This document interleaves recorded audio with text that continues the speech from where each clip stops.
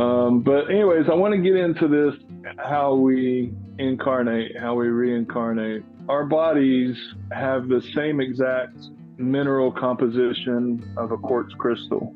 I don't know if you've ever done this or not, but you can take two quartz crystals and rub them together in darkness, and they will spark energy that you can see.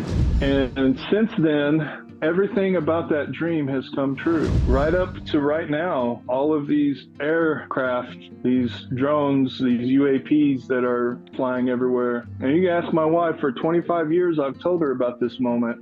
And I said, when this happens, the craft that we're going to see in the sky, they're not going to be the same. It's not going to be like a fleet of F-16s or whatever. They're just going to be all different aircraft. And what it appears to me to be is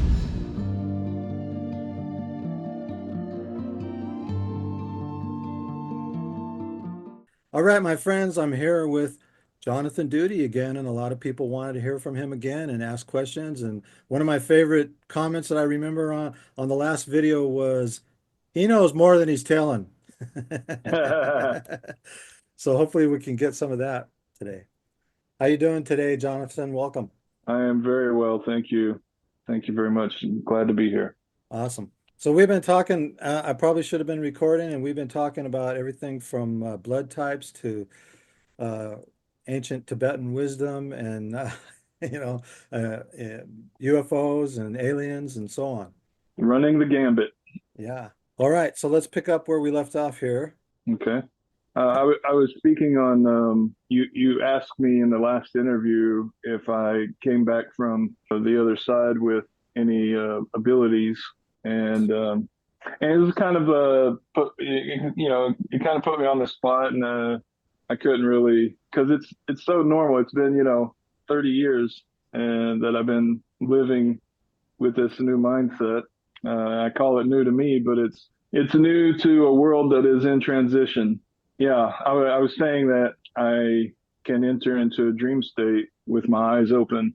If I sit in a dark room long enough, I start to see geometric prismic patterns, and eventually those patterns turn into images, and then I am like watching things that are not physical. And we got on it from talking about Newton Sarpong staying in darkness and being able to identify his assistants by the colors of their auras. But yeah, basically like that. I mean, there's other things, like I'm very, very, very, very sensitive to listening to people's speech patterns, and I can detect when people are trying to direct my attention. What they're not saying speaks louder than what they're saying. Like, I can detect when they're concealing, when they're trying hard not to say something that will give the plot away or whatever. And it's a survival mechanism that I think it's a primal thing that I didn't have as a child or whatever. I was studying on toxicology recently and learned that a child's physical being cannot filter toxins until they're 10 years of age. Oh, really? And so, yeah, and so whatever the child's diet is, whatever the textiles they're touching on a regular basis or whatever, when they reach their teen years, there's a buildup, and they're having to go to the doctor and get pills for this, that, and the other, bad skin or allergies, the peanut butter allergies, as it's been kind of a new thing, just all these different conditions that kids are suffering from now correlates with all of the new, the better living through chemistry. Yeah. I was gonna say I call it the industrial chemical food network or farming network or whatever you want to call it. So Hmm. I don't know if I said this in the last video or not, but I'm a regenerative farmer, or I have been. I'm kind of semi-retired now. Oh, And no, I so, didn't know that. That's and interesting. been involved in permaculture for probably 30 plus years or more. Okay. And one of the things that I've enjoyed. And so, yeah, so chemical industrial farming, that's basically what you get in the grocery store, pretty much. Um, Hmm. and so, we've killed a lot of our soils and things from that. And so, there's a, it's regenerative agriculture or farming is catching on now, and grazing and so forth. I used to run a lot of cows. I finally got rid of all the cows lately, but I'm thinking about getting a few more back when we still run a few horses and some goats and things. And I got about 13 acres of pasture out there. Okay. And so, and I have a big garden and that kind of thing too. So So you do have cows or no cows at all now? I don't have any cows right now, no, but I've been Okay. running cows at this place where we live for about the last 8 years. And I just got rid of them earlier this year. And so, but I'm kind of missing them. And so I might get a few, I might get a few again. I've really been into the last year. I take colostrum, bovine colostrum every day. Yeah. And that stuff is incredible. It's incredible. I wanted to try and mention that next time we spoke, um, for your benefit. If you don't know about it, it's amazing. It's amazing. Yeah, well, I've recently went on the carnivore diet. I don't know if you've heard of that. Oh, I know. I've been on it for the last year and a half. Oh, okay, okay, yeah. Yeah, it's incredible. And it's like we've entered a time, and this has kind of come to a head with the elections, where almost everything that we've been taught in our culture seems like it's a lie. Oh, it is. And a lot of Yeah. it is, yeah, or at least a half truth or whatever. And it's all coming out.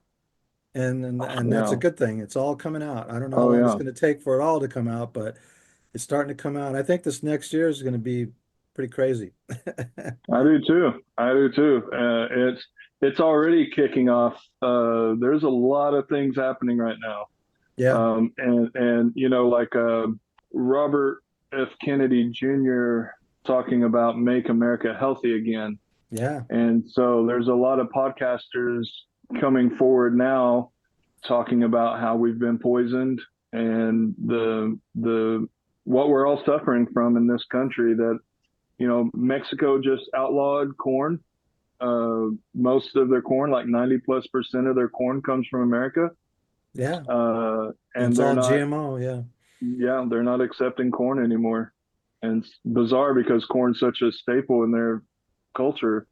It's going to be weird for. yeah. I've been avoiding corn for years because I know it's all GMO. Even the stuff that says it's organic, I don't trust it anymore because Yeah. they've released all that GMO corn out, and so who knows? Plus Yeah, it corn, cross germinates. Like the only anxiety attack that I've gotten was when I read about what the goal is with the GMO food, and that is that molecularly, if we're living off of GMO, molecularly, our cells basically have little stamps of Monsanto in our cells, and they have this on paper. This is written and it is in the law. It is in the books in Washington, that if a crop has nothing to do with Monsanto has been cross germinated, Monsanto now owns a portion of those crops, and whoever's growing those crops that were previously organic now have to pay a 10% fee uh, every year to Monsanto. yeah, yeah. That And there's farmers that have been sued for that, all kinds of stuff. I'm mhm. familiar with that whole thing. But there's a farmer, I don't know if it's here or Canada, finally actually won a lawsuit against them. So I think the tide may have started to turn, but um, Well, it's in the books that they think this is their strange rationale that if our cells have Monsanto that they, GMO in us, that they own us. yeah, good luck with that. Yeah. But yeah, no, I know. No, that's how they think. Yeah, the cabal who's been kind of running the world behind the scenes, so to speak, Hmm. for lack of a better way to put it. Yeah, they think they're the princes of the earth and that we're all just the The insects. the They think insects or we're insects. yeah, the serfs, and we're here to Hmm. just for to serve them for their pleasure, or if we don't serve them, then they can just get rid of us all. So that's changing though. Yeah. People are finally waking up to that. See, I was onto this stuff probably almost 40 years ago, and I was just a lunatic, crazy conspiracy theorist, and Yeah. and Well, that's now good. You're educating yourself. now, it's all coming out. And Yeah. so And you especially, were right about all of it, weren't you? yeah, Yeah. yeah. COVID opened a lot of people's eyes, but still Yeah. there's still we still have a ways to go. We're not out of the woods yet. Yeah. So Yeah. We're just now getting the ranks that we need yeah. for the real fight. It's been an Yeah. education process up to now. Yeah, well, and probably wouldn't have worked, because I went through a whole period of in preppers and militias and all this kind of stuff, and people wanting to we need to fight, we need to fight, and I was always the voice of reason, like, no, we don't have the numbers and the support to fight, Or the and tech.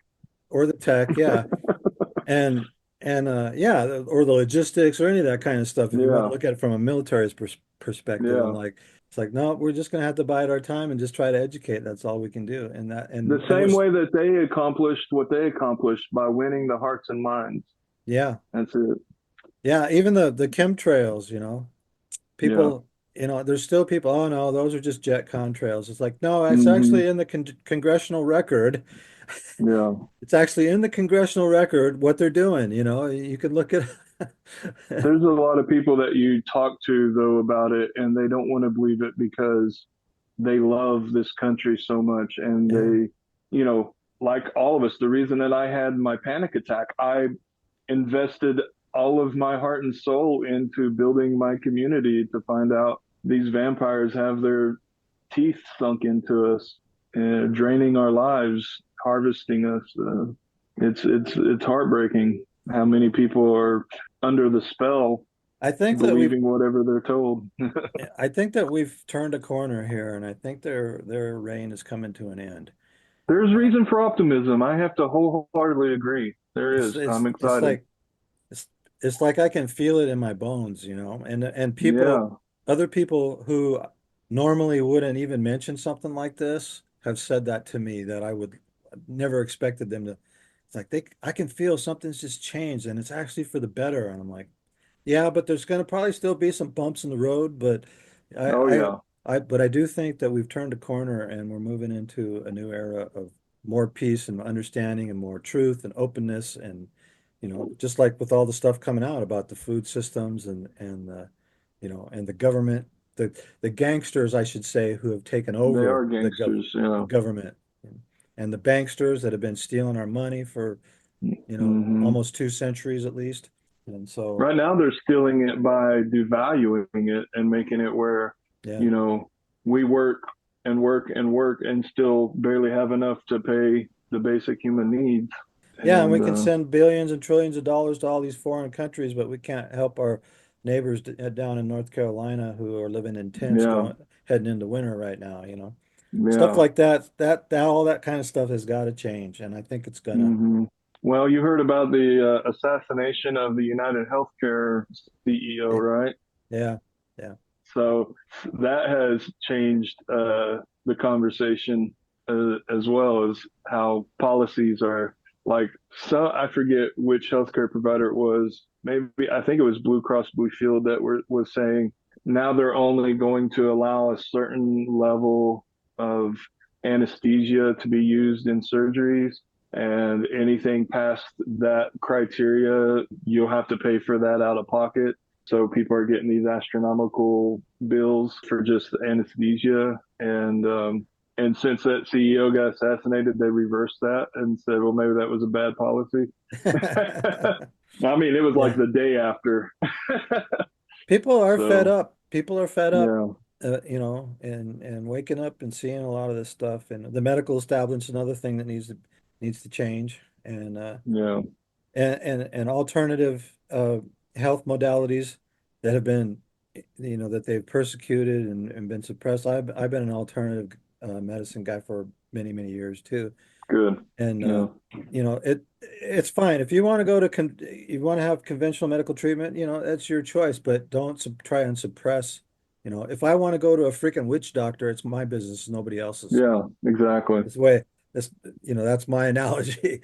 And Yeah, this is your journey. It's nobody else's journey. How yeah, can anyone, again, it's that mentality that they own you in their minds so they can dictate to you what avenues you take to find what is optimum for your existence, whatever the topic is. yeah, the pharmaceutical companies have basically turned doctors into just, high-paid drug pushers pretty much. That's it. And nobody gets a disease because they lack some, drug. So the whole premise of that, don't get me wrong, some drugs can be helpful, in overcoming certain things, Sure. and pain management and that kind of thing. But I can't think of any drug that's ever cured anything, you know. Right. As So a matter of fact, most of them create side effects that you have to take more yeah, drugs for the side effects of. So, yeah. What's the old but saying? The cure is worse than the than the yeah, disease. So uh, Robert Kennedy again. I'm going to mention him, but he used a word recently that has given a lot of people hope, and the word is nutraceuticals. yeah, yeah. I'm He totally on used board that, with and I'm totally on board with what he's gonna do. And yeah, he took on a man named Joel Salatin. Have you ever heard of him uh-uh, as an advisor? no. Joe, Joe Salatin's one of the fathers of Oh, wait. He's the organic farmer. yeah, he's one of the fathers of the Yes, regenerative farming movement. yes. He's That guy is amazing. yeah. Yeah, One of the first books I ever read was his. really. One of his. He's written several of them now, but yeah. Okay. Yeah, I've watched a lot of his videos, and he pulls no punches when it comes to talking about the corporate livestock practices, Yeah. and how toxic it all is. I'm stoked to see, but one thing that um, is concerning recently with Trump appointing his new cabinet is there's talk now about Elon Musk wanting to do away with the Social Security retirement, and let them take the Social Security and gamble with it on Wall Street. Musk was talking That's about that. I think yeah. that's some Look fake. into it. I will. No, I no, think no, that might be some fake news because I never heard Musk say anything like that. no. It's They're talking about reforming it because they've been stealing the Social Security money for freaking year. I'm retired and on Social Security, so mm, I have a vested stake in it. But yeah, I'll look into it and see what he you said. need to. Yeah, he said Um, it was. He's talking about it in the Twitter sphere or whatever they call it. oh, no, there's several parody accounts of him there too. So I have to be. No, it might be It's fake. I hard. hope it is. I really hope it is. Because that doesn't sound like him at all to me. But so they've taken on Ron Paul as an advisor. You know who Ron Hmm. Paul is, Yeah. and Ron Paul has always advocated on phasing out Social Security, but he's put forth a plan many times over the years that takes care of everybody that's on Social Security. It doesn't just they're not going to just and even if whatever Elon's plan is that he's not going to just cut people off of Social Security that need it. So, Yeah. Well, they're but talking about now that anybody younger than 45, you're going to have to find some other way of taking care of yourself when you retire. That Social Security won't be around for much longer for people under 45. yeah, well, it's technically been broke for I never expected it to be around when I retired. So, Yeah. and I heard that same thing. Oh, it's not going to be around for you when you retire. But they've been raiding the Social Security fund. They've been the government and the Congress have been raiding the funds out of it and using it, and then taking loans out from the Federal Reserve to pay Social Security. And so that's what runs up the national debt, one of the things, and so on and so forth. But anyways, Yeah. uh, that's a whole nother freaking rabbit hole. I used to teach seminars that people do not understand how our monetary system works. Even even Yeah, that's even true. a lot of economists that act like they do don't. But anyways, we won't go down that one. It's I wasn't meaning to get into it, but I was just like talking about all of these guys that Trump are appointing has, given some optimism to things that are being addressed that have been needing to be addressed for a long, long time.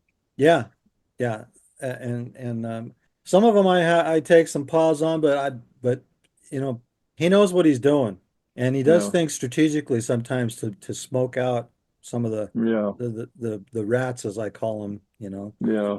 But and so you got to just and plus there's not nothing you can do about it anyway. So Right. you're gonna have to trust that he knows what he's doing and he's got a plan. And he got dinged pretty hard the first term, and so he's had 4 years to game plan this, and he holds a grudge. You know, he doesn't like to lose. I shouldn't say he holds a grudge. He doesn't like to lose, and so he's Yeah. been game planning this for 4 years, and so and it actually now that I look back on it, you know, everybody was all excited in the first term and things were going to change, but they hamstrung him with with everything that they did to him. But the people he couldn't do if he'd just got another term right after that, he wouldn't be able to do what he's going to be able to do this time because not enough people were on board. Well, Annie has full control of the Senate and Congress now. Like it's all Republican that are in the positions of power in those houses. Right. Yeah, but there's still some problems there. They have some Republicans, you know, they call them rhinos in name Yeah. only. But he's already smoked a bunch of them out. Like his first one of his first appointments was I forget the guy's name now. He withdrew, you know, because they didn't want him. But see Mm, that immediately showed him who all was going to be Republicans who were going to work against him. And they need to be smoked out because they've been a problem for decades, you yeah. know.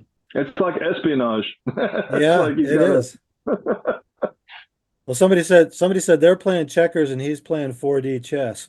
So so hopefully, but anyways, so yeah, that gives me cause for optimism, but there's people that I know who I wouldn't expect who see it totally the opposite and it's like I don't understand it. I don't get it, but people are who they are and they're, you know, it's going to take more.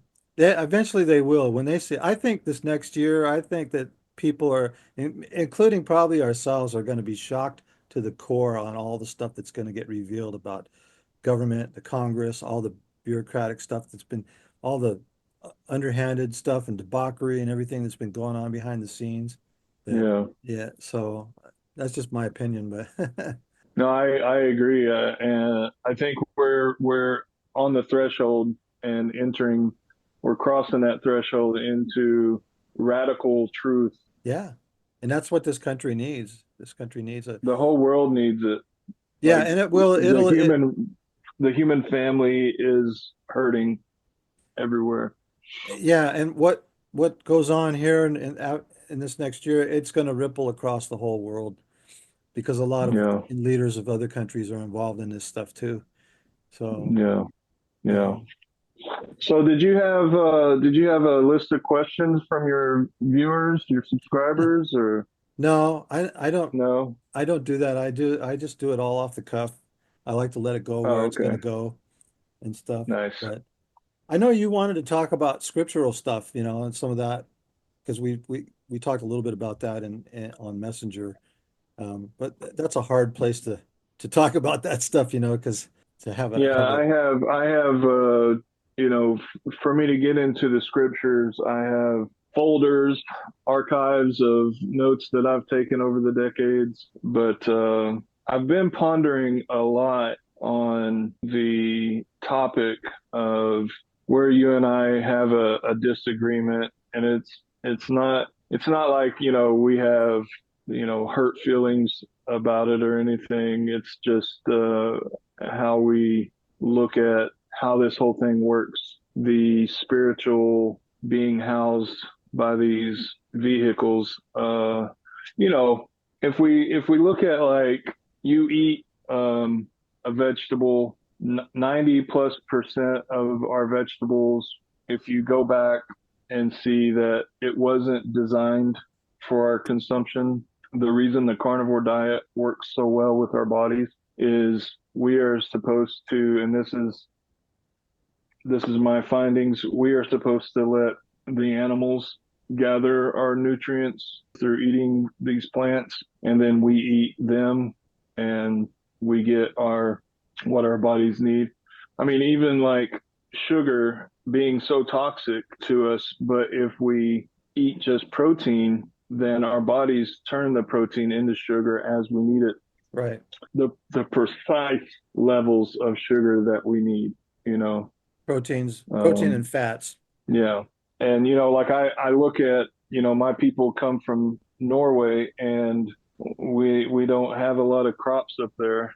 And we were all, meat eaters, and just looking at how physically intimidating, how physically capable the Norwegians were in all the lore of raiding all over the planet.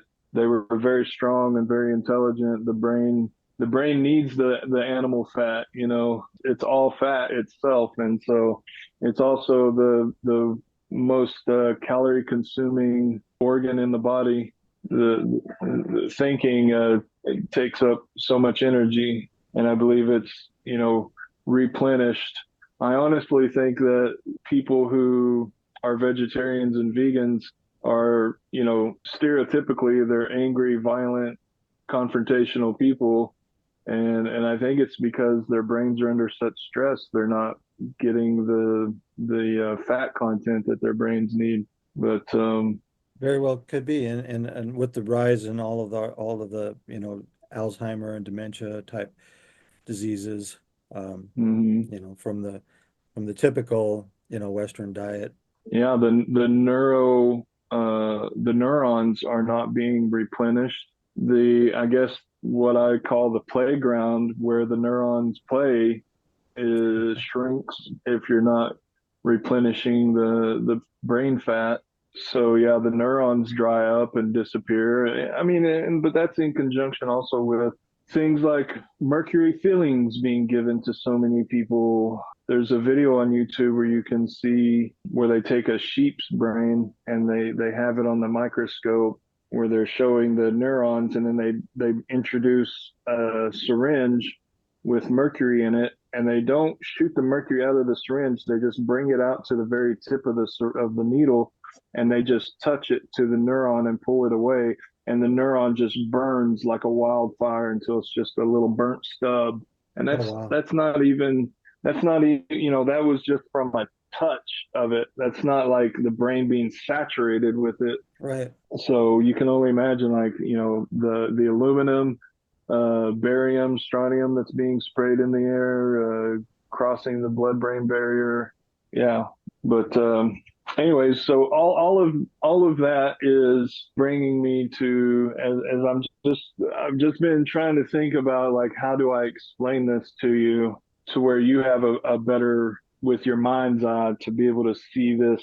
I know, I can assume that because of your experiences, that you have gained access to your mind's eye. You have made contact with your subconscious, Yes. In fact, and when you talked about being able to go into the dream state, yeah, I can do that. okay, sweet, okay. So that allows us to have much deeper, much more meaningful conversations, because you can conceptualize the abstract. The the idea that we chose to do this, and that we are God Himself experiencing Himself, I have a real hard time making that connection. What I was shown in my experience was autonomy, and that we are, like, I'm not my cells. My cells die independently of my decisions. And we are like cells in the body of God that makes up the totality of energy. God is not human, and I don't assign a gender to God. The gender thing is strictly for this side of life, the reproduction necessity. on that side, uh, there's no genders. We are just energy. I can agree with that actually 100%.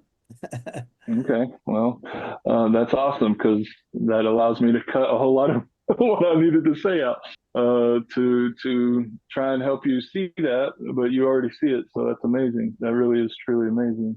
And I honestly, I honestly was, as I say this to people, I've lived in isolation because everyone is in this battle of the sexes, and they want to call God him or her, and I try to help them conceive that the concept of genitalia is just for reproductive, the necessity for reproduction. When you're on that side, the state of existence, there's no need for seeking out the pleasures of an orgasm.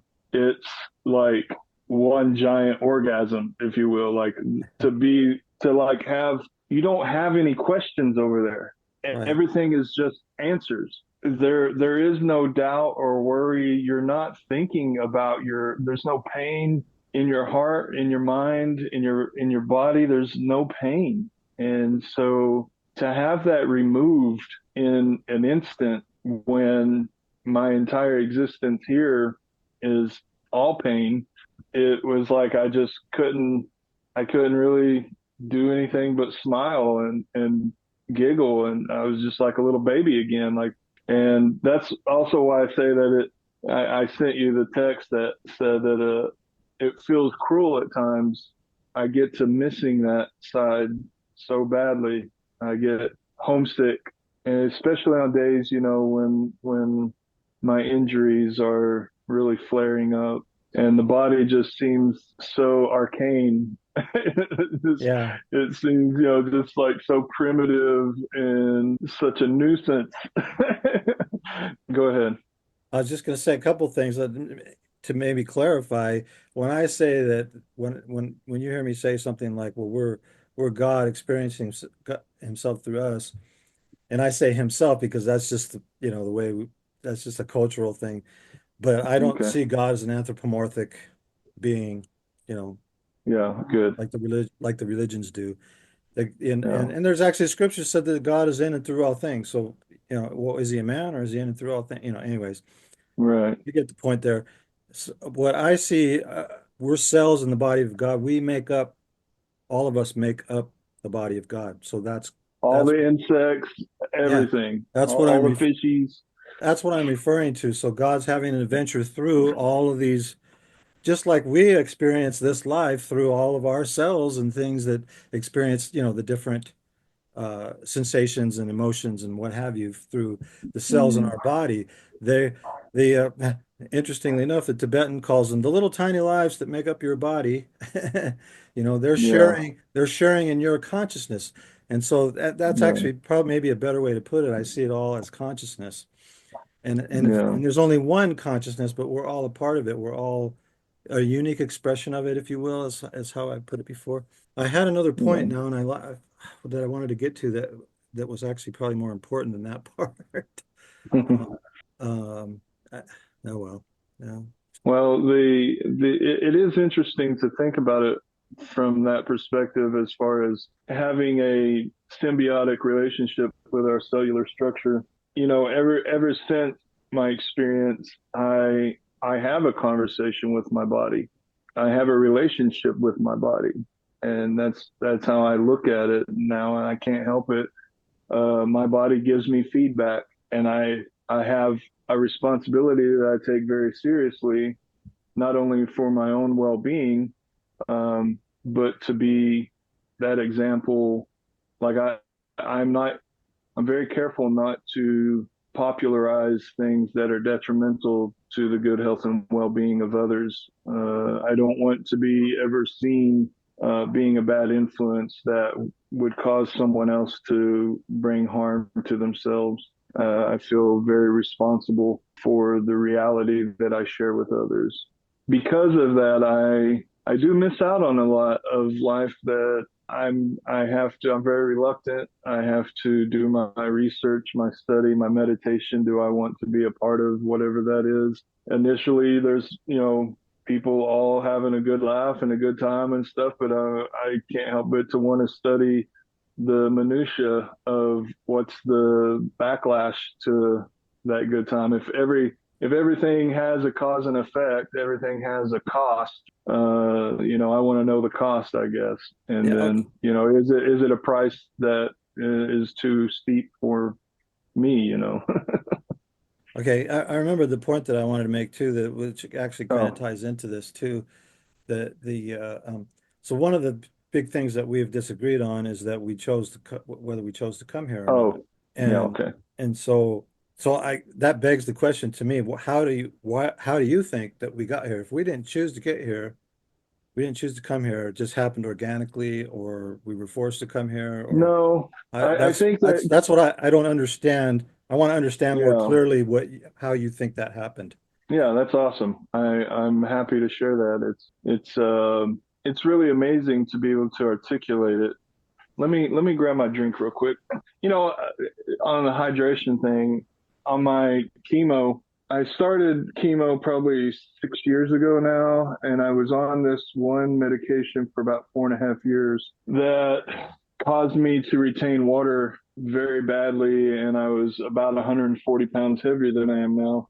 I was so miserable. It was like I had like water pressure in my skull on my brain or whatever, and I was just in such a fog. And I finally went to the oncologist, said, I'm happy that I've been able to be a feather in your hat, that you've been able to keep me alive this long, but I'm ready to punch out if this is the best you got. And so we were having everything set up for blood transfusion or bone marrow transfusion. And then I went to the Mayo Clinic, and the doctor there said she said, I have everything in line that's perfect. I'm a prime candidate. I have the insurance needed, everything to do the bone transfusion. But she said, we got about six other medications I'd like to try first. And I was like, well, if any of them are going to treat me like this, no, thank you. I'm tired of being like a symbol sitting over in my chair and everybody else is happy that I'm alive, but I don't call it living. It's not alive. They put me on this next medication, and I went from just sitting in my chair all day every day to getting out and playing hacky sack and being active with my family again. And but one of the side effects to it is I can't just drink regular water now. I have to have the electrolytes or my kidneys seize up. And it's very, very painful. It's like they cramp up and it's like being stabbed in the back over and over. And it's just all consuming. Like it just locks me down. I can't do anything. But I went and started just on a hunch. I started putting those sugar free liquid IV packets in my water. And ever since then, I haven't had one flare up. But yeah, I basically just drink water. Every once in a while, I'll drink a decaf coffee, but I don't do caffeine or I don't drink alcohol. I'm just a real health nut. Oh, good. I quit all that too. I just drink salt water, but Oh, salt water. I use the pink Himalayan salt though because it has all of the minerals and stuff in it, unlike table salt. Yeah. And Yeah. so You get all the trace minerals, and yeah, that's I good. got that from well, I started out with doing keto with a gal named Dr. Boz. Her Okay. name is Dr. Bosworth, but they call her Dr. Boz. And then we started looking into carnivore and so I might eat a little bit of carbs like an avocado or like some avocado or something once in a while, but mainly it's all just meat and fat. And so Yeah. That's um good. And I'm sure you're experiencing better vision. Your teeth probably feel tighter in their sockets. My teeth were loose forever. My nails are thicker now. I'm sure you're. How long have you been on it? I've only been on it, it's going on 3 months. And so Oh, but yeah, so the cobwebs have kind of started to clear out. I've lost almost 20 pounds. oh yeah. And so I used to be uh, involved in martial arts, teaching, training, competing many, many years. And Okay. so and I'm 65 now, and so I realized I need to get in shape now and stay in shape because I watched my dad die a couple years ago, and he was almost 90, but the last couple years of his life, he stopped doing anything.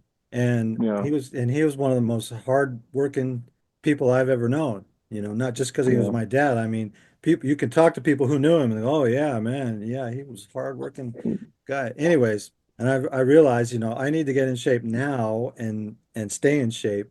Because there's people out there 70s, 80s, 90s running marathons and stuff. So Exactly. there's no excuse for me, to be Yeah. as out of shape as I was, especially with my background in training and, in training in martial arts. So, It's depressing to see the body go, yeah. when you have command of it for so long and then it starts to fight back because you're just not putting the correct fuel in it. But I'll tell you from my experience, and you're not on the harsh medications that I'm on, Yeah. your body's going to probably react much more favorably than even my testimony. But your strength will come to you, like you'll feel young again. Yeah, the mental clarity, yeah, the vision will get better. Like I was saying, my nails were thin and now they're hard and thick. Skin is healthier looking. I mean, it improves every system in the body. Yeah, I was out doing some stuff this morning on the back 40 that I've been putting off for, I don't know, almost a year because I wasn't feeling up to it. Yeah, And this morning I got up and I go, you know what? I'm gonna go take care of that. I'm feeling pretty good. that's amazing. And you got it all done, whatever it was Yeah. you was trying to do. Yeah, I had a whole bunch of hot wire strung up across the back because I had a cow that kept getting out Mm, back there, and so I did it. And it's up. There's a irrigation ditch back there, and it's kind of a treacherous area and stuff. And mm, so I had to traverse through there. And it's cold out now. We've got winters here, and we haven't gotten any snow yet, but there's ice on everything, and it looks like there's yeah. snow on the ground almost because of that. But anyways, so I was out there, and I was a little bit tired. It took a little bit more out of me than I expected, but it's like, yeah, I probably would have quit halfway through and said, "Oh, I'll finish the rest of it tomorrow or something." But this time it's like, no, So I'm out here. I'm going to finish it. I'm not coming back out here for a while. nice. Yeah, there was a point before when I got off that old chemo and was on this new where both of my boys, they're in their early 20s and I was so full of energy and just feeling so amazing. Both of them, said, we can't keep up with you and we're not going to try. And, them watching me be athletic after 16 years of doing nothing but being sick, they didn't have that influence in their lives of me being able to teach them how to train their bodies to be able to use their bodies. And, so they're kind of, the couch potato type kids, but they're avid readers. So they're amazing, Yeah. but physically I'm having to, tell them, look at me, I'm 50, get out here with me. It's like, I'm 50, I'm on chemo, I got one bad leg and you have nothing what I'm Yeah. got going on. You can do this. Yeah. Yeah. You have no But excuses. Yeah. You're yeah, young. yeah. But it's a mentality, that you have to get them to. I mean, I had to stop pushing them and just do my thing, and now I'm watching them be jealous of me and be like, "Well, that old fart can do it. I can do it," and so they're starting to just follow my lead without Yeah. me having to poke and prod them. So it's Example, really example rewarding. is always the best teacher. Yeah, absolutely. But anyways, I want to get into this how we incarnate, how we reincarnate. Our bodies have the same exact mineral composition of a quartz crystal. And I don't know if you've ever done this or not, but you can take two quartz crystals and rub them together in darkness and they will spark energy that you can see. Have you ever done that? No, I'll have to try that. Yeah. it'll damage your crystals if you don't do it to your crystals that you really like, that are very pretty, because they'll like make little chips in them and stuff like that. But you know, the reason that watches are why they put quartz crystals in watches is because the energy content in them, the Right. stored energy, computer components. I come from Arkansas where they have the biggest quartz crystal mines. I think there's only one other place in the world that has more crystals than this area down there called Mount Ida. But you know, they haul crystals out of there by the dump truck load. There's just so many.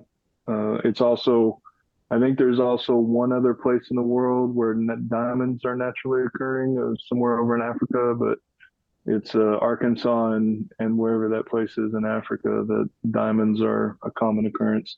Hmm. One of the biggest diamonds in history was found by a guy just walking down the road there in Arkansas, Wow. and it had just got done raining.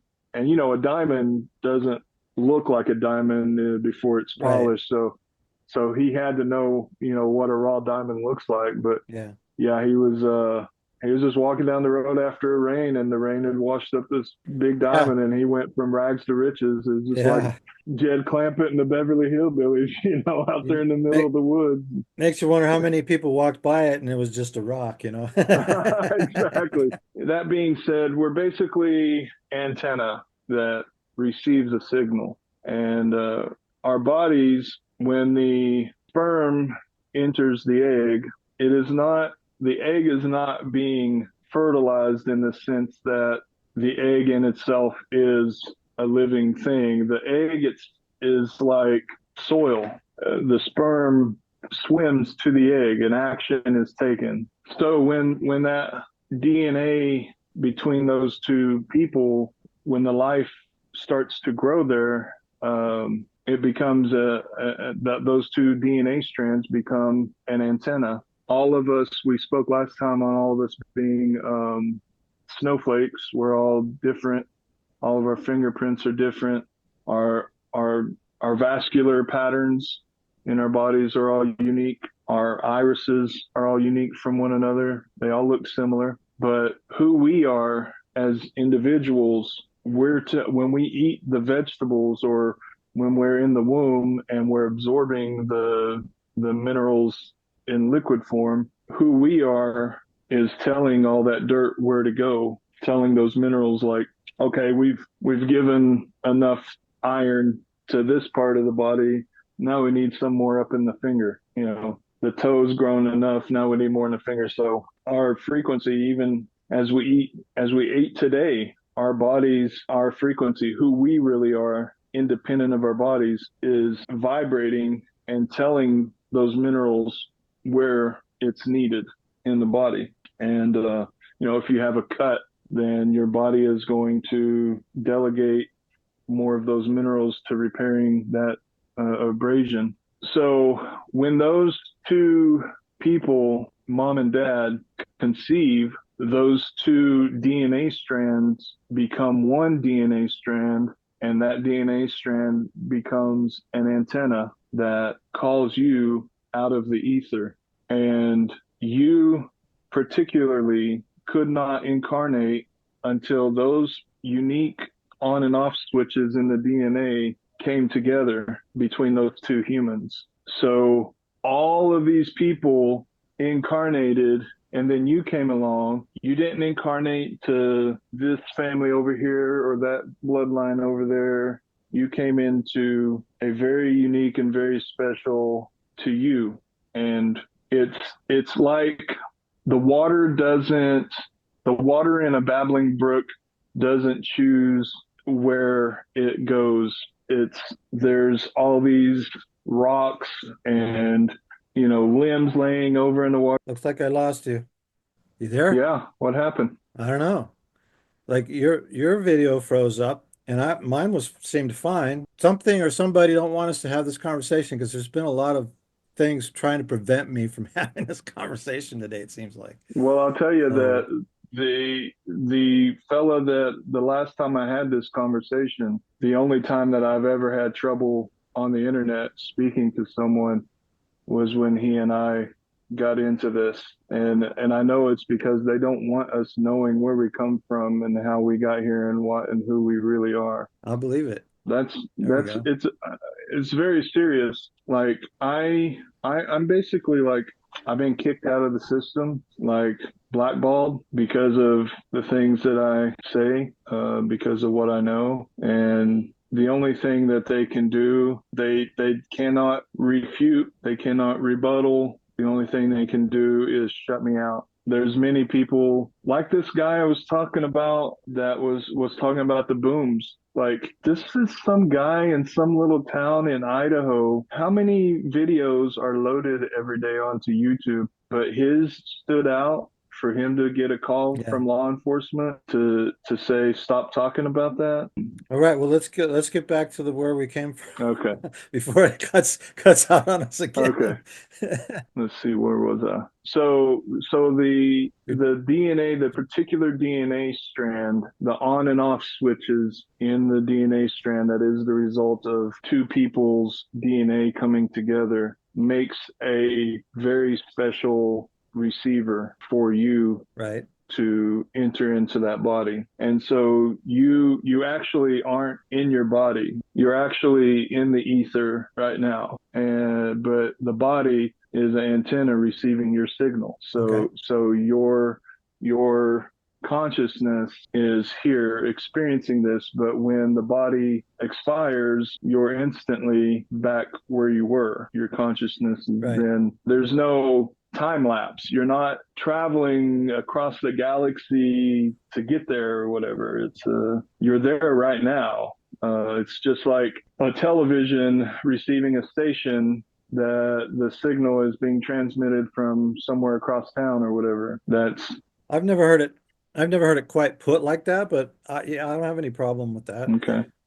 And so, Like it's basically, those two people that copulated had control over unwittingly. They're just partying, having a good time, enjoying each other's company. When those two mineral compositions come together, it receives the individual, and you don't have any. You don't, not that I know of, and I know this, you're not in that state of consciousness thinking about this place over here. You're not aware of this place. It's a completely different spectrum of existence from the physical world. And you could probably look at scripture when it says, and the things of that world, the troubles of that world shall not come to mind or whatever, when you're taken to heaven. It doesn't come to mind because it's unrecognizable from anything here. There's nothing on that side that remotely resembles anything here. It's all just pure electricity over there. It's all made of three elements, and that's light, warmth, and sound. And we are just musical notes. so the Tibetan says we're musical notes too. So let me get this straight. So my consciousness didn't have any choice when the two DNA strands came together. Correct. So my consciousness was like pulled into the to this receptacle, Right. You're receiving unit, whatever you want to call right. it. Exactly. It's an antenna. Um, Your body is an antenna that's receiving you yeah. as a signal, and you have no control over it. You have no say in it. You're not aware. You're not like looking Hmm. down and saying, "Oh, I hope those two bump uglies tonight," or whatever. It's like I finally get my chance at this or whatever. Well, and I'll be honest with you, I have a hard time with the idea that I had no choice in it or my consciousness had no choice in it. But I can agree up to that point, but I'll have to contemplate on that the rest of that Sure. for a while. And Yeah. it sounds like, and I may know too much of or have read too much, not know too much, but well, same difference, I guess. But it sounds like so there's different levels of existence on the other side, and it sounds like what you're describing to me, and this is just my opinion, Hmm. is one of the purest or closest states of being, so to speak, to the source. And so, do you think that there's a multiple layers of existence on the other side, or is this I just that one I existence? believe in oblivion. I believe that, and this is this is the reason that I take issue with us being God experiencing himself is God. I don't believe for a single second that God is a sadomasochist. So God harming himself for the experience of seeing what murder is like or whatever, or Okay, well, let me stop you there for a second. We're these consciousnesses, we have no choice here. mhm, So when we're this consciousness before we're pulled into this life, so to speak, mhm. what are we? Are we God? Are we just energy? Yeah, Like, we are nodes in a collection of an endless. I mean, it's so massive. You our mortal minds that have to contemplate the survival and the mundaneness of daily survival. It makes me go. I mean, you just it's beyond our ability to fathom here.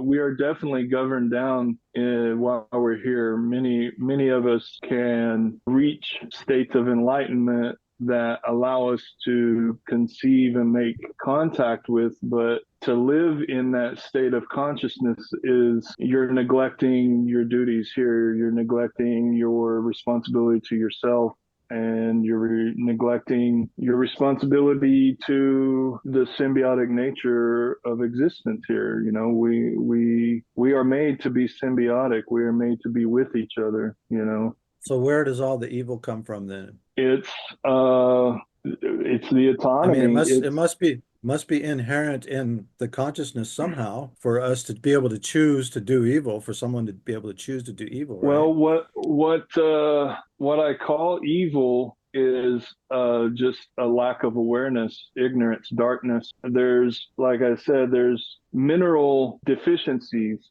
in people, and this is me contemplating evil because people who derive pleasure off of the demise of others is definitely evil by my definition. But I can say that when people take their free agency, their autonomy, and choose to make themselves more comfortable or more entertained from the suffering of others, they are lowering their vibration. They are lowering their frequency to the point that when we are at our most innocent existence, our frequencies are like magnets that hold to that antenna, that frequency. It's like a television program is just up there in the air until that particular TV is turned on that particular channel, and then it can come down into that TV and possess the TV, if you will. Fill your room with vibrations, with sound.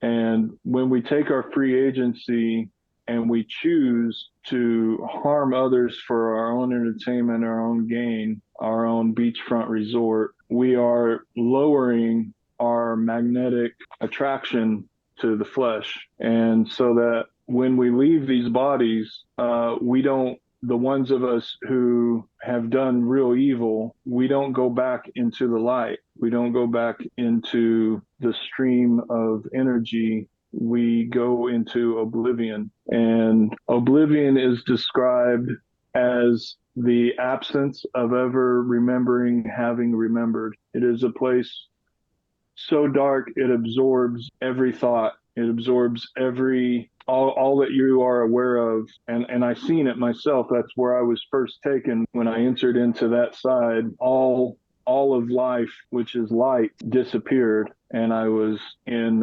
oblivion. And I didn't have an explanation for it forever. And then I met the gentleman that I have mentioned to you, Gail Ringland, and he hasn't had a near death experience, but he was talking to me about the Tanakh and the Torah, and in there it talks about oblivion and how he's been studying that forever. And that was when he gave me his explanation. That was the only reason that we had a second conversation, is he explained to me something that I experienced myself, but never heard anybody talk about. And he explained to me what my experience was. Well, the scriptures call that outer darkness. Yeah, it's the outer. Yeah, it's definitely the outer. And then some of the ancient wisdom teaches that very few souls will enter into that, but they'll be recycled, so to speak, like thrown back into the Sure. after a long time out.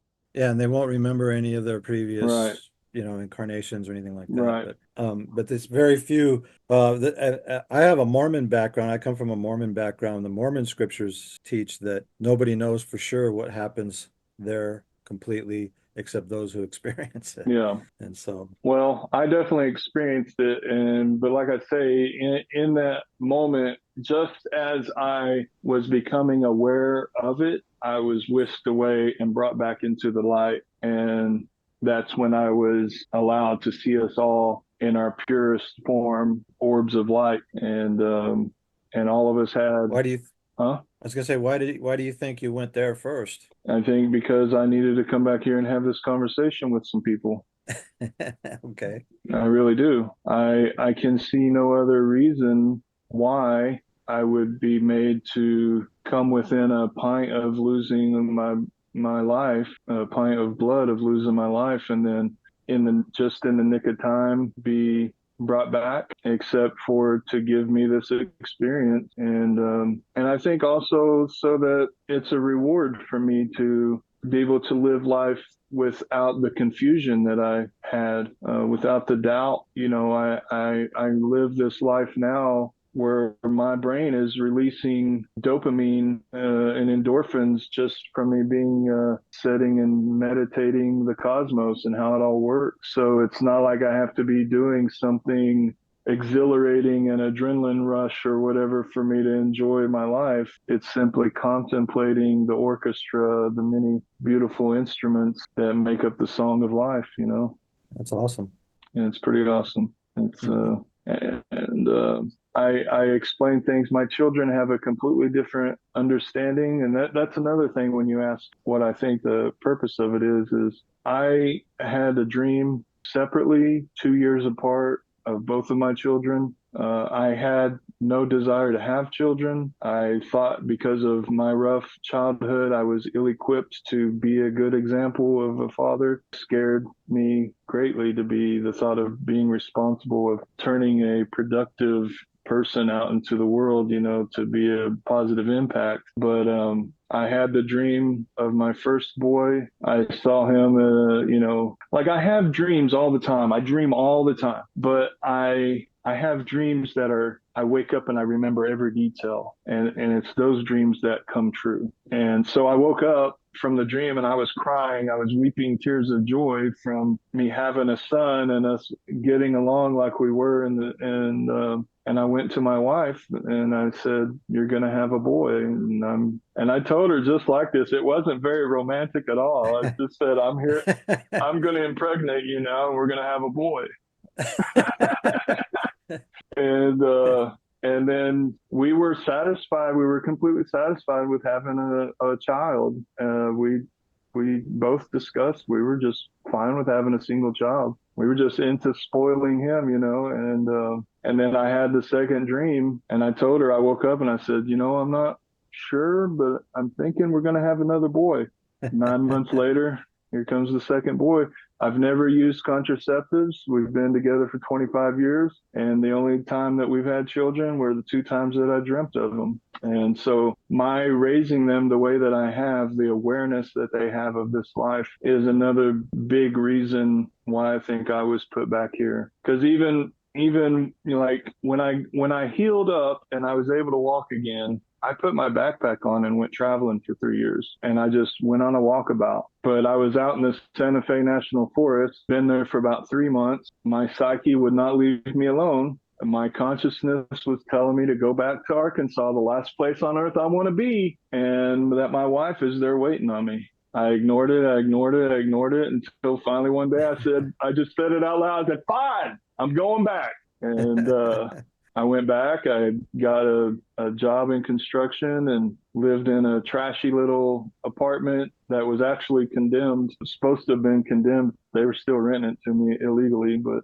it was like the cheapest place in town. It had no windows, holes in the ceiling. Homeless people were crawling through my ceiling and stealing my groceries while I was going to work. It was a terrible place. But Oh, wow. I I got into Taekwondo, and one night after class. Well, the story was my friend that was taking me, driving me around to look for jobs and taking me to my taekwondo classes. I was just trying to do something to occupy myself, and it wasn't like I wanted to be the karate champion of the world or whatever. I was just wanting to, do healthy stuff and he kept talking to me about how a friend of his has some roommates that are fixing to leave, and she's looking for a roommate, and he thinks that we'd be a good match. And so this has been going on for a few weeks, couple months. And then one night after Taekwondo class, we were trying to decide on where to go eat. And we went over to the Sizzler and got a steak, and she was there working, and we were friends from school. She was too embarrassed to say anything to me, but I recognized her. I walked up and said, Mandy, and she looked up at me and her face turned red, said, John? And so we talked for a minute, and then we went and sat down, or I went and sat down and told my friend there, I was like, yeah, I just ran into a girl I went to school with, and I didn't know that this was the girl that was looking for a roommate. I said, she's coming over to sit with us in a few. And she came and sat down, and her and I just went, and we were just having such a good time talking. And I stopped and looked over at my friend Matt, and his jaw was like, he was like sitting there silent, quit eating. And he's like, y'all know each other? He's like, this is who needs a roommate. And we just had a good laugh about it. But yeah, we were dating. We probably went on, I don't know, 3 or 4 dates at that time. Like we went, those dates were like spread out over a couple few weeks. And then she just kept coming over to my house every evening. And I said, well, just kind of jokingly, well, why don't you just go get your stuff and move in? And it's like, for real? And I was like, no, I'm not for real. This is a trashy place. You don't want to live here. And he's like, no, I will. She went and got her stuff and moved in, and we've been together ever since. I'm absolutely 100% convinced that my psyche out in those woods told me to come find her and make these children with her. And so what these boys are going to bring to society, to mankind, the impact that they're going to make on this life is why I think I was put back in this body. I really do. Yeah, I'm sure. And now, and the timing is right with crossing over the threshold, so to speak, Yeah, absolutely. recently. Yeah, and they're going to be How old instrumental in bringing a new consciousness, you know. how old are they? 20, let's see, 25 and 23. Or no, no, Okay. no, no, 23 and 21, sorry. Yeah, the younger generations that are coming in, you can tell that some people refer to them as old souls or this or that, but you can tell a lot of them are here to change the world. Yeah, absolutely. And my boys are just they're very hard-headed in that Where do they get that from, well, I mean, John? in that they do not compromise what's correct, and I've taught them that there's a difference between what is correct and what is right. What is right is if you find yourself in the Bible Belt, what is right is wherever you're at. Some of them choose to get close to God by dancing with rattlesnakes. Some people, you find yourself in the Inuit territory, and what is right is praying to a totem pole. But what is correct is universal, and what is correct does not care what your feelings are, if you observe it or not. These things are still happening. The laws of nature doesn't care about our feelings, doesn't care what we'd rather see happen. There's something going on much, much larger and much more important than the individual. So Yeah, well put. Yeah. a lot of people take issue with that. Living in the Bible Belt, I don't have any fans there because they Can't insist what they were taught in Sunday school. I think that the media, religion, and the education system is one giant MK Ultra process, Absolutely. and The brain, it causes the people to, brainwashing. yeah, it causes people to freeze in their development at about the fifth grade level. Yeah. That high up, huh? I think Yeah. so. It's about the age where we start forming factions, where there's the cool kids and there's the stoners and there's the nerds and there's the, whatever.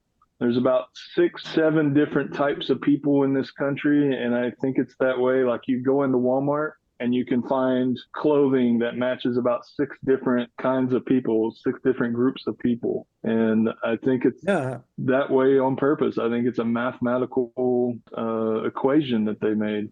That's really interesting. I never, thought of that or thought of even, think looking at it that way, but that's an interesting way to look at it and kind of compartmentalize the types of people out there. It's different internationally. That's just Oh yeah. for America. We have lived in these borders, and I truly do believe that these experiments were taking place when people were still riding around in horse-drawn carriages. Elsewhere, there was very advanced, what I say, magic happening in these remote places where people were starting to understand how to manipulate energy. Oh yeah.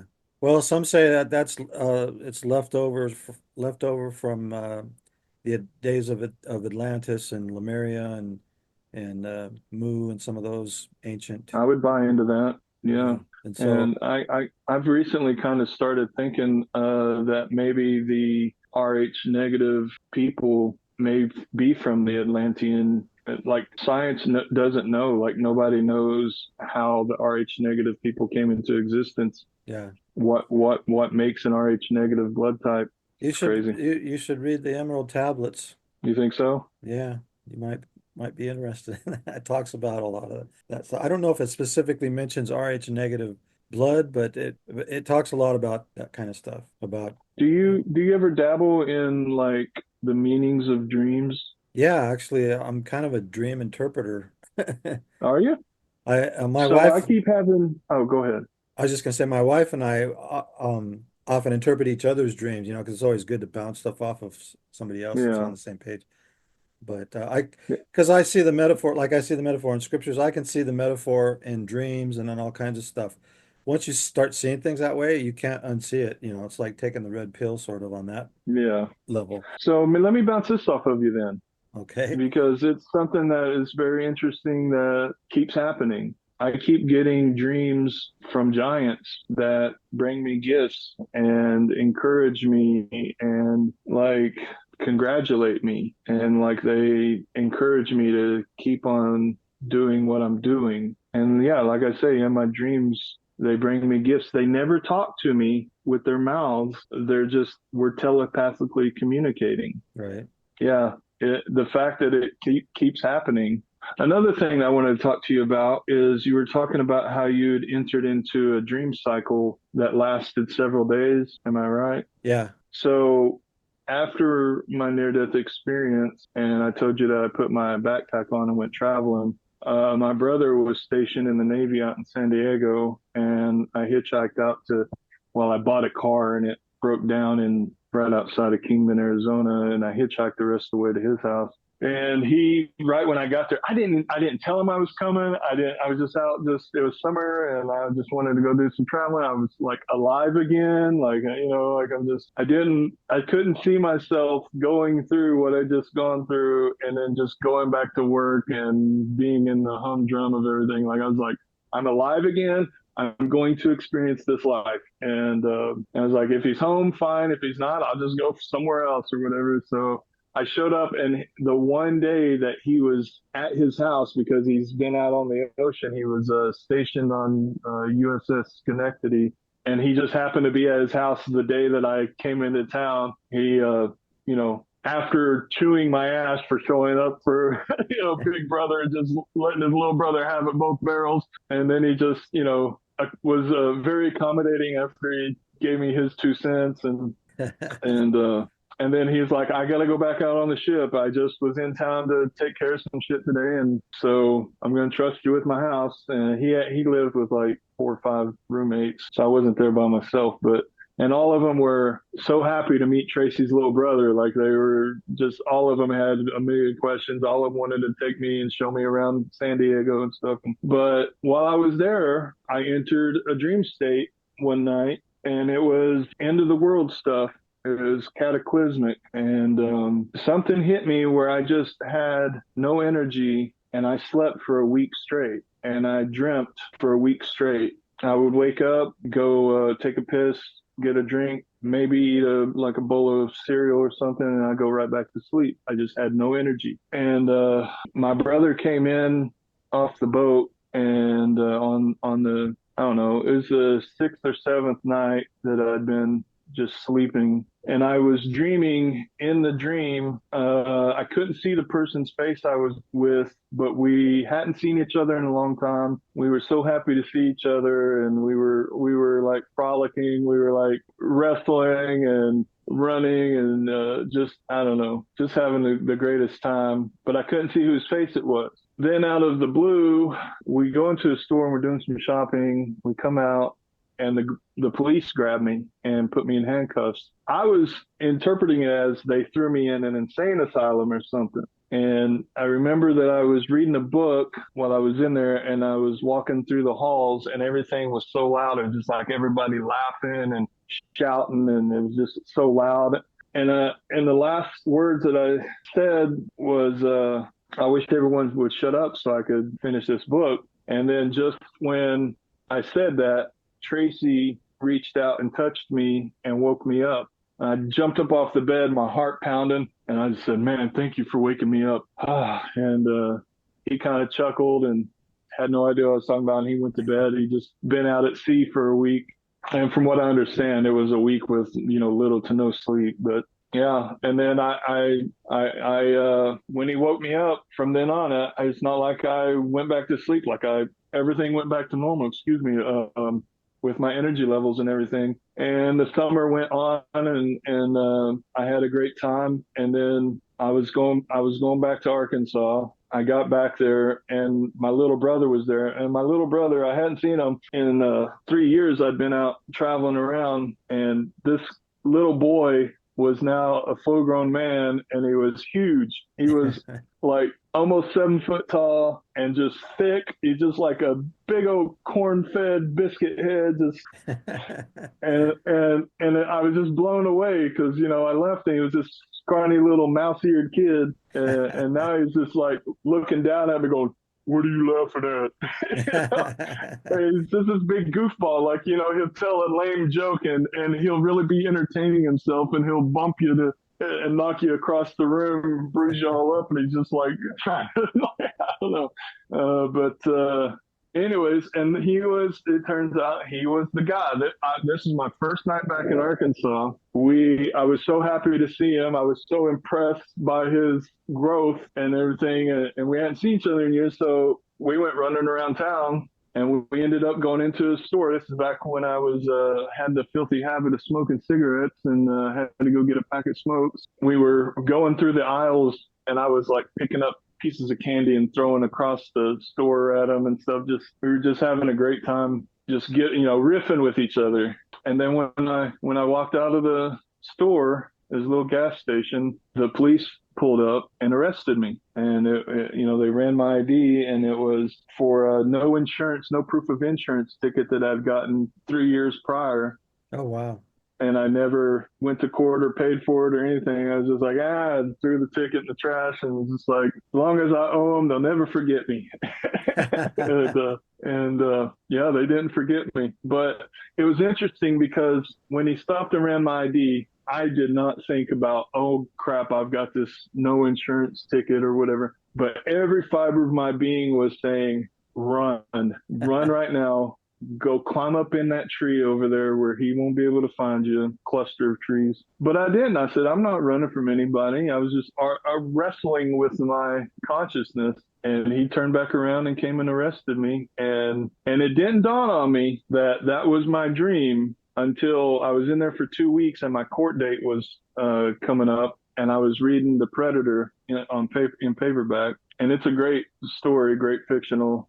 I love alien sci-fi, but I love alien horror. But anyways, and I remember saying it was like this moment where everything locked in my mind. I said, you know, it was like 2 hours before my court date, and I was trying to finish, and I remember putting my book down and saying, man, I wish everybody had shut up so I could finish this book. And then it all flooded back in, Oh, wow. and it was like a moment where now I'm remembering the dream sequence. And since then, everything about that dream has come true. And what I was doing when I laid down and began that dream sequence, I was dreaming about the end from the beginning, and then the beginning was in the end of my dream sequence.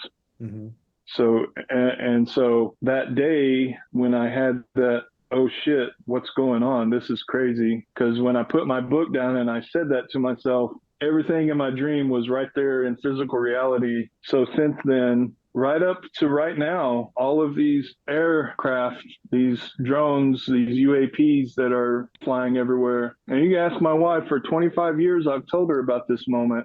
And I said, when this happens, the craft that we're going to see in the sky, they're not going to be the same. It's not going to be like a fleet of F-16s or whatever. They're just going to be all different aircraft. And what it appears to me to be is a staged event where they created these aircraft to make us think that, you know, like there's another bin Laden, there's another boogeyman that they got to save us from. That this moment when they go and shoot all of these aircraft and there's a big show in the sky, that it will galvanize people to become very patriotic again. That in and of itself is to prolong corruption and the tyranny. But every few years, something else happens to where I point it out to Manny and say, "See that right there? That's the next part of my dream right there." It's it's crazy. It's crazy, and I don't even like. There's probably 3 people, 4 people that I've even told about it because it's so bizarre. Well, we're going to put this on the internet, so Well, unless you don't want me to. no, no, no.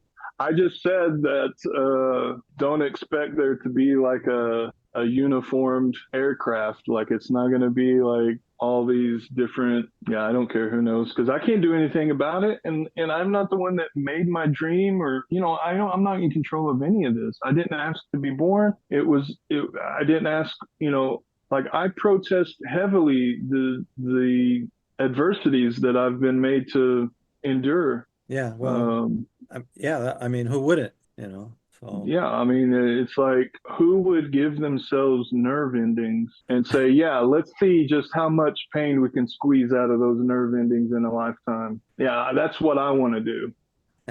Because yeah, I live with 11 pieces of shrapnel in my spine and, yeah. you know, a very messed up leg, and it's just constant pain. So all these aircraft, these drones and everything, they're not gonna try and say like they're alien aircraft or anything, just like One of the main things, yeah, I don't know. It's one of the main things is that some of the aircraft will emit a sound that will make you feel euphoric. And mm, it's like it's gonna emit a sound, or they're playing with the atmosphere while the aircraft are in the sky. But there's gonna be aircraft that are able to stay in the sky, not through, you know, an airplane basically is able to fly from a corkscrew, the blades corkscrewing through the atmosphere. Whereas these are going to be using sound, it seems like. They're going to be able to be fixed in the sky, floating on sound. yeah, Floating on vibration, and whatever they've discovered in that stream of consciousness of using the sound, they're going to be able to emit a sound that makes us all feel euphoric, mm, and an intricate part of the casting of the new spell, or the attempt to usher in you think maybe a this new is sense of, this is the cabal's final play to yeah, enslave the world? this is the biggest play they have. And the reason that I'm not scared of it or intimidated, I'm actually very excited about it, is because the bigger the lie, the bigger the truth. And the bigger the truth, the bigger the awakening, the more expansive the awakening will be. Yeah. Where people will stop going along with things without questioning, you know. Yeah, that's already happening. And so, yeah, they might be too late with There this. are some people that are gonna, it's gonna be too late. There are people that's gonna fall in this Well, because yeah, no, what it I mean, the cabal may be too late to get enough people to go along with this. well, Uh, what this will do, at least in my vision, it will cause panic. People will, because of their awakening, they will realize how there is nobody protecting them. They're being harvested. They're being drained of their life's essence. And when certain members of the population finally are able to articulate this to one another, there's going to be madness. It's not going to be fun, and there's going to be many areas that lay in ruin and yeah, rubble. We will be living like insects for a bit. We will be looking for water sources and stuff because the municipalities won't be supplying it. well, That was I got a the 500,000 gallon pond on my property, so I'm not worried about it. Well, there you go. You might have some friends show up. It's fed, well, Uh, it's fed by two springs. I got plenty of water for the neighbors too. So, although some of them nice, have ponds too, but excellent. Well, you're set. A lot of people are gonna, be doing terrible things to each other for just the water in the back of their toilet tank. yeah. Well, yeah, the cities are going to probably be mayhem, so if that Yeah, happens, but but that's the in my dream sequence. That's the last bit of all of it, and all of it has played out up to the. As a matter of fact, when we moved to Arizona about 3 weeks after we'd been here, I had another dream that was it was playing some of the dream from 30 years ago. It played a snippet, and then the last thing that was said to me was, have patience, it's happening.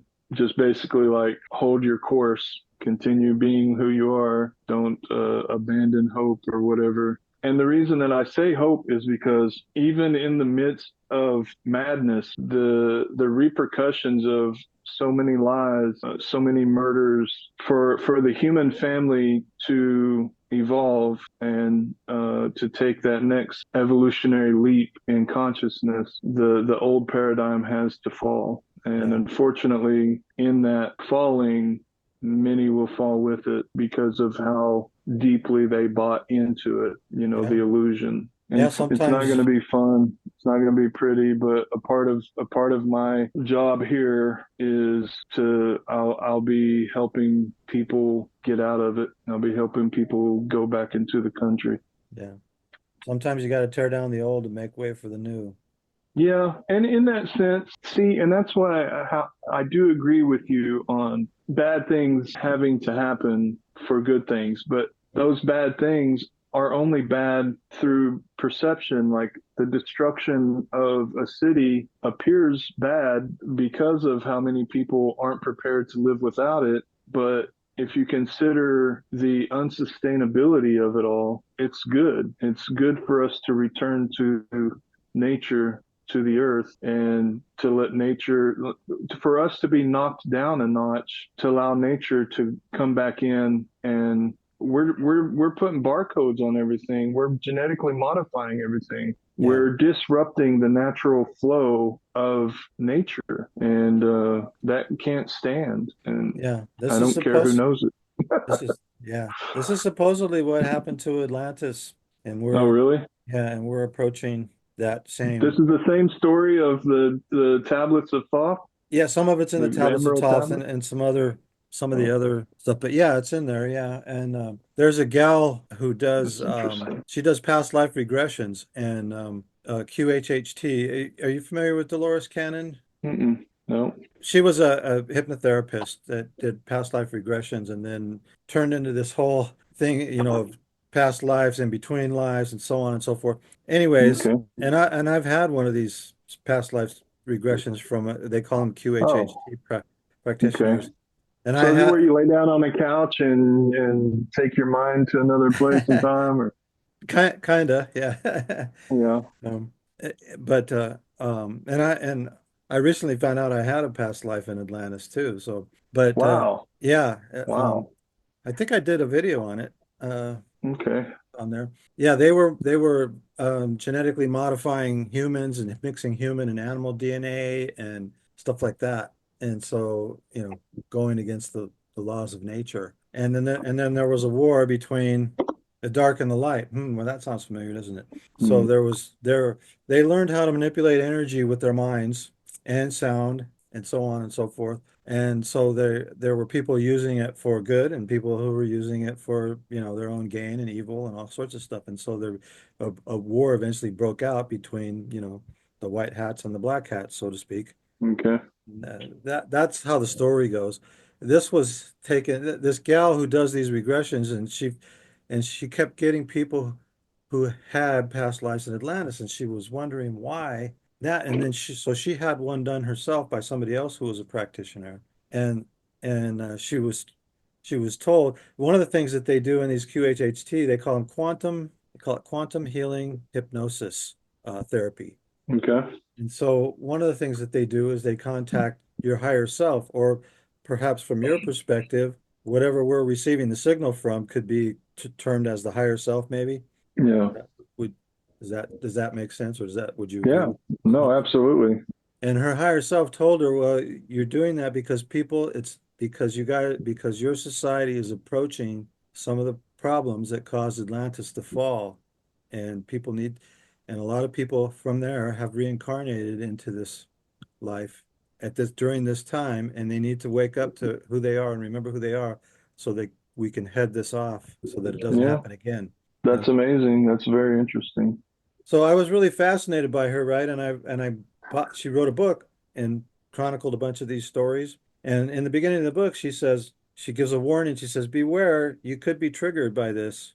And I kind of laughed it off, right? And I started reading, and I was triggered big time Hmm. by it. And so I went to sleep that night, and I asked my higher self. I said, "I want to go. If I had a past life in Atlantis, I want to go." And boom, I was there. Like, Really? oh yeah, yeah. I mean, Just laying there and you were transported. yeah, I was there. Like, That's amazing. and I saw all the buildings. The buildings were made out of some kind of stone, but it wasn't like old type stone buildings. It was some sort of modern, uh, sophisticated stone. At least that's what it looked like to me. And they have really steep gables and stuff, and it kind of reminded me almost of like churches, but different. I don't know. You could even So say you dabble in astral projection? I have, yeah, a little bit, yeah. Okay. Okay. I don't focus on it enough. I could probably do it more, but I'm not focused on it enough to do it on a regular basis. Lucid dreaming? Yeah. Yeah. Yeah. And so anyways, and then I was there, and I was in the destruction. I was in the water. I saw the bodies, I saw the debris and all this kind of stuff. And it wasn't just like a dream. It was like, man, I was there. Although I Yeah. had no fear or anxiety about it, which was interesting. So I tell a little bit more about it in the video, but I wasn't there for very long. I came back and I was kind of half awake. Yeah. Oh, that was bizarre. And I tried to go back and I couldn't go back. So I don't have very good control of when I want to do it. Sometimes it Yeah. just happens.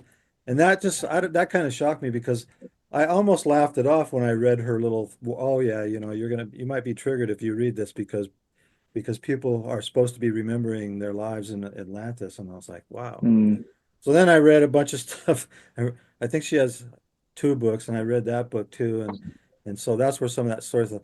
And then I've had the Toth book for a long time and never read the whole thing. I've read bits and pieces of it, and so I went back and read that, you know, and so so it's pretty interesting, pretty interesting. But That like piques my interest. it ties in. Well, you were saying you had the dreams about giants, so you've probably had incarnations as one of them, and Yeah. and they know that you have a mission here in this life, and that's why they're bringing you gifts, saying, yeah, you're doing it, you're on your mission, you're doing it, keep doing it. One of the things I meant to tell you then that's really interesting. When I was a kid, my mom kept having pains in her feet, and she finally went and had X-rays, and she has six toes on each foot, Wow. and but they're recessed. in between a toe that's in between her big toe and her long toe, and both of them just stopped short of breaking the skin. And so Interesting. I went through my whole life thinking my mom's such a freak or whatever, and a sideshow freak or whatever, and then I started studying the giants, and then when I consider, my baby boy is almost 7 foot tall and 400 pounds, and none of us are, I'm 6'6", 6'5", 6'6", depending on the day. My little brother was like 6'9", I think.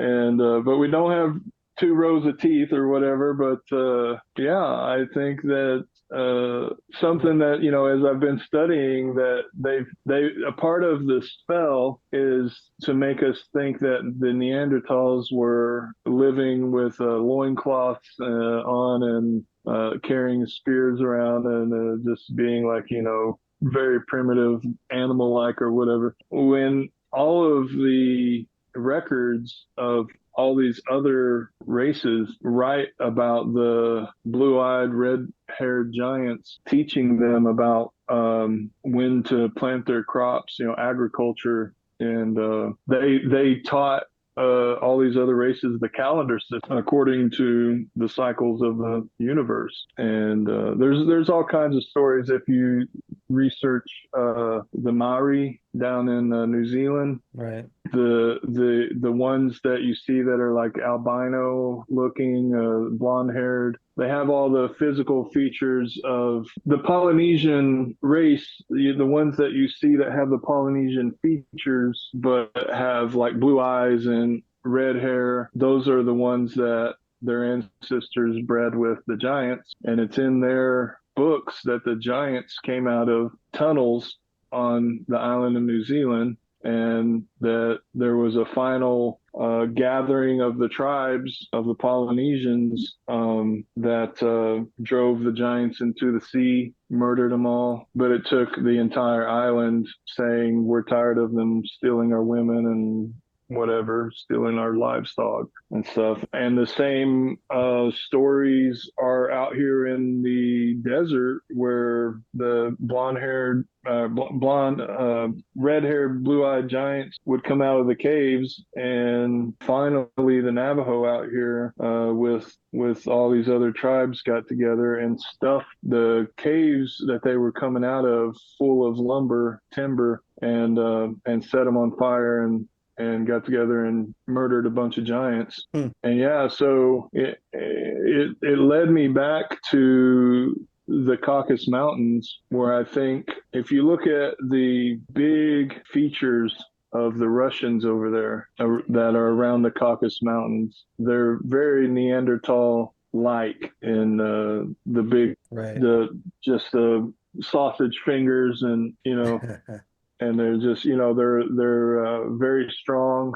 Anyways, it's the story of the giants is one that's really, really incredibly interesting to me. But I haven't given Atlantis enough of my attention. It is incredibly interesting, and it seems like more and more discoveries are being located as far as like them finding structures under the planet now that we've uncovered some of this technology where we can X-ray the Earth, and finding these massive monolithic structures under the ocean surface, Yeah. full of, what is very clearly man-made tools have been put to these stones. So yeah, I would not be opposed to digging at your brain a little bit and seeing, like if you want to like turn me on to the path of, I'll look into some stuff. Yeah. I'll Um, I'll send you some links and stuff on some of that.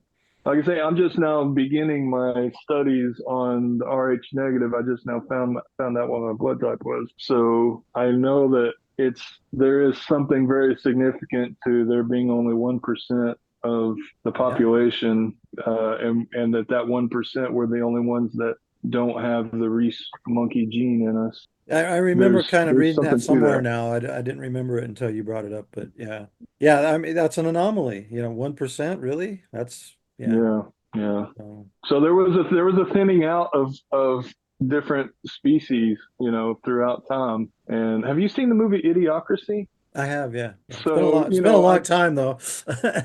well, it was all about how the dumb people, the uneducated, the violent were the ones that were mass producing, while all the smart people were like producing for purpose instead of just following their lecherous impulses. Right. Uh, and so, like, the dumb eventually took over the planet, and civilization finally collapsed because positions of authority were taken over by lower frequency individuals. Yeah, well, you can see it, a large part of the population can definitely be easily manipulated through the media and so on. But Definitely. I don't Uh, think I don't think we're as far apart as maybe I thought we were. At least I don't know. Just you know, the one thing I would disagree on, of course, is the choice. But you know, other than that, I pretty much can agree with what you how you described it. I've never heard it described that way, and so. But I've heard something that, that kind of, at least in my mind, goes, oh yeah, you know, that sounds a I lot hope like, that you can feel and detect the authenticity in my conclusions, because I've not had anyone to compare any notes to. I'm fumbling around just trying to put into words the spirit world, our spiritual existence. yeah. It's very difficult because our language is still very primitive. Oh yeah. We're still inventing words to describe things, and Well, yeah, I um, mean, we can communicate telepathically. When my dad was dying, he couldn't talk, and I was a little frustrated, and I thought, I'm gonna just talk to him telepathically. It's just like popped into my head, and we had this conversation, and then I was talking to my brother on the phone, and he went and saw him at a different time. He says, yeah. He said, Dad and I had a conversation. I said, oh, he spoke? And he said, no, it was a telepathic one. And I started laughing. He goes, what are you laughing about? And I go, well, because I just had a telepathic conversation with him too, because I was frustrated that we couldn't speak to each other. hmm. And then, and it's like, it came so easily, so how come I can't do it now, Interesting. That's really incredible. I think I do have moments where I skim the surface of those abilities, and I think maybe they weird me out so much that I kind of shake my Yeah, head, because I really do believe in the autonomy of people, and I'm very hesitant if I detect that I would, even for a moment, use my knowledge to manipulate others. yeah. I'm very, leery of that. Well, that's But probably why, in this life in our culture, we don't do telepathy because we're not mature enough, so to speak, to yeah, as a people anyway. Some of us would be, but there would be people yeah. who would use it to manipulate.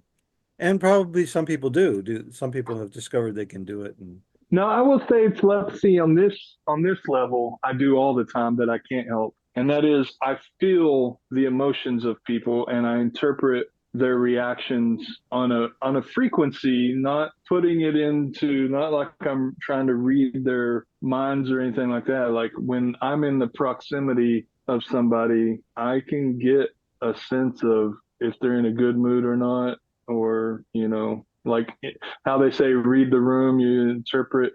I mean, I think the most common knuckle dragging human walks into a room and can tell if they're welcome there or not. yeah. You just get a vibe. And but anyways, You're an empath. I'm an empath too, and I didn't know it till I was like 35 years old. And I was like, and I of course I thought everybody was feeling all the things that I was feeling. I didn't know they weren't they weren't all my own feelings, yeah, and so I actually kind of became hardened because it's like enough of this, I need to tune it out. yeah, And then yeah, when I discovered that I was an empath, I learned how to block it when I need to, because sometimes it gets to be too much, and especially when you're in a crowd. And I always wondered why I didn't like crowds, It's because I yeah. was feeling all their I don't emotions. either. That's it, bro. That's it, man. It's good to talk to you. Golly, we connected on that Yeah, you're not alone, my friend. one. I So, have I have such anxiety in crowds, and it is, I leave crowds feeling spent and just yeah. exhausted. But do you since you are an empath, to just, I know you got to go to sleep and I don't want to hold you up, but I can't get off here without asking you, like, so are you sensitive, like, to the supernatural world? At different times, I can't control it very well, but sometimes I am. It's Okay. like when I need to, I can be. Okay. But well, but sometimes I go to bed at night and it's like I can see everything, you know. I close my Yeah. eyes and it's like this whole world opens up, you know. Yeah. And a lot of times I push it away because I want to go to sleep so I can get up. But sometimes I'll Man, we're brothers from other mothers. I think so. We got a lot in common, like fundamental, foundational things. I think most everybody has these abilities, but it depends on what degree of evolution or they don't know it, you know. But I think if Yeah.